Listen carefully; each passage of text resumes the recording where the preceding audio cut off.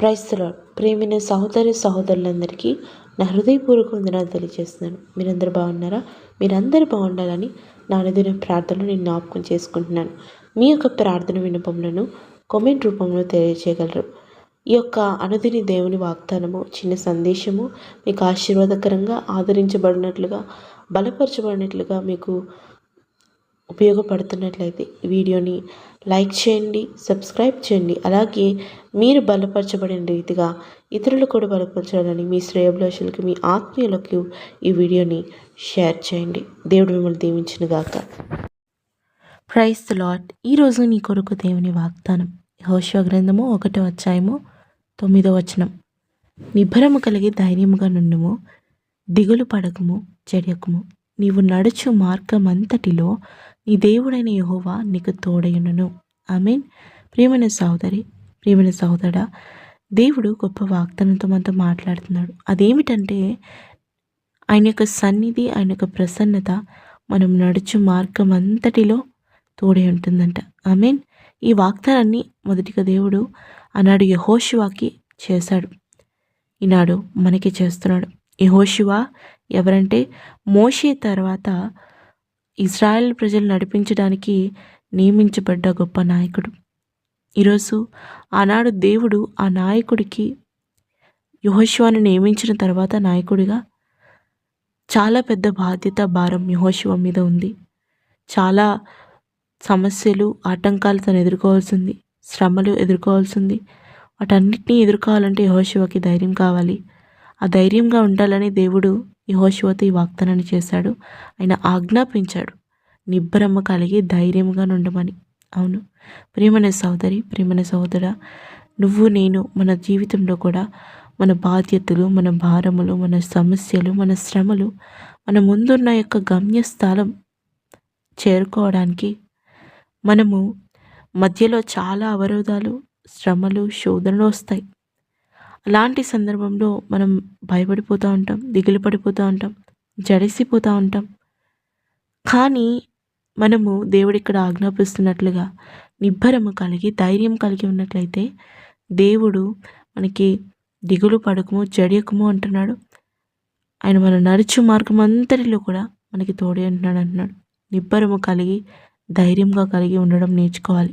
అవును, మన ధైర్యము, మన యొక్క నిబ్బరము ఎవరి మీద ఉండాలంటే మన సొంత జ్ఞానం మీద, మన శక్తి సామర్థ్యాల మీద కాదు, కానీ దేవుని యొక్క శక్తి మీద, ఆయన బలము మీద, ఆయన మన పట్ల చేసిన వాగ్దానాల మీద మనము విశ్వాసము, ధైర్యము కలిగి ఉన్నట్లయితే మనము నడుచు మార్గం అంతటిలో కూడా దేవుని యొక్క సన్నిధి మనకి తోడుగా ఉంటున్నట్లు.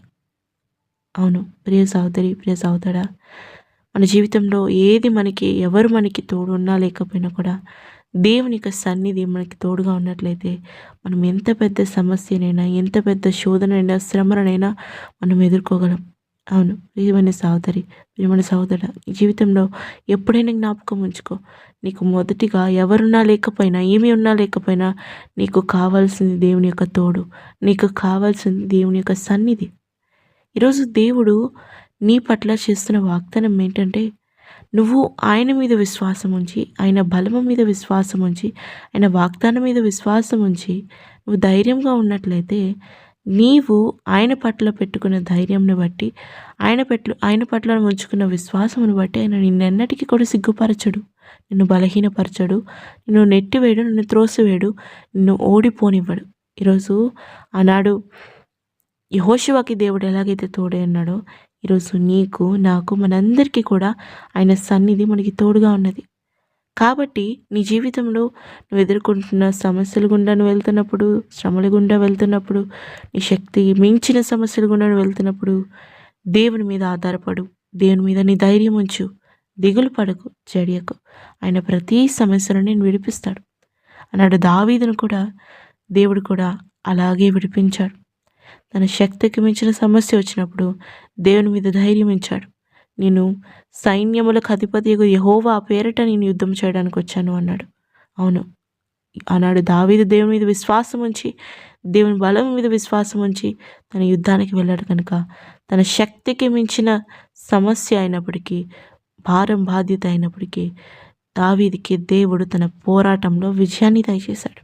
ఈరోజు నీ జీవిత పోరాటంలో కూడా నువ్వు దేవుని బలము మీద ఆధారపడి నువ్వు ముందుకు వెళ్ళినట్లయితే, ధైర్యంగా ముందుకు వెళ్ళినట్లయితే దేవుడు నీ పట్ల గొప్ప కార్యం చేస్తాడు. నీ పట్ల గొప్ప అద్భుతం చేస్తాడు. ఆనాడు ఎవరు ధైర్యం చేయలేని విషయంలో దావీదు ధైర్యం చేశాడు. కాబట్టి దావీదు జీవితంలో దేవుడు గొప్ప కార్యం చేశాడు. ఆ దేశానికి రాజుగా నిలబెట్టాడు. ఈరోజు ఎవరు చేయలేనంత ధైర్యంగా నీ సమస్యలను దేవుని పట్ల ధైర్యం ఉంచవట్లే అయితే దేవుడు నీ జీవితంలో దావీదు వలె గొప్ప కార్యాలు చేస్తాడు. ఆమేన్. ప్రేమ కలిగిన తండ్రి, మహోన్నతుడా, నీకే వేలాది స్తోత్రములు. అవునయ్యా, మా జీవితంలో అయా నీ బలము మీద, నీ శక్తి మీద మేము ఆధారపడి అయా మేము ధైర్యం కలిగి, నిబ్బరం కలిగి, దిగులు పడకుండా, జడియకుండా ఉన్నట్లయితే నీ సన్నిధి మేము నడుచు మార్గం అంతటిలో మాకు తోడి ఉంటుందని చెప్పిన వాగ్దానాన్ని బట్టి వందనాలు. చేసిన వాగ్దానాన్ని బట్టి వందనములు. బిడ్డలు కూడా వాళ్ళు వెళుతున్న, వాళ్ళు చేస్తున్న పోరాటాల్లో, వాళ్ళ జీవితంలో వాళ్ళు ఎదుర్కొంటున్న శ్రమల్లో, శోధనలో వాళ్ళు భయపడిపోతున్నారేమో, జడిసిపోతున్నారేమో, దయతో జ్ఞాపకం చేసుకోండి. బిడ్డల జీవితంలో బిడ్డల్ని బలపరచండి, స్థిరపరచండి. ప్రతి ఒక్క విషయాన్ని బిడ్డలకు తోడి నడిపించండి. అయ్యా, బిడ్డల పట్ల నీ కార్యము జరిగించండి. నీ పైన, నీ బలము పైన ఆధారపడి వాళ్ళ జీవితంలో అయ్యా వాళ్ళు ధైర్యంగా నిలుచుకొని వాళ్ళ పోరాటాన్ని పోరాడితే వాళ్ళ జీవితంలో మీరు గొప్ప కార్యాలు చేస్తారని చేసిన వాగ్దానాన్ని బట్టి వందనాలు.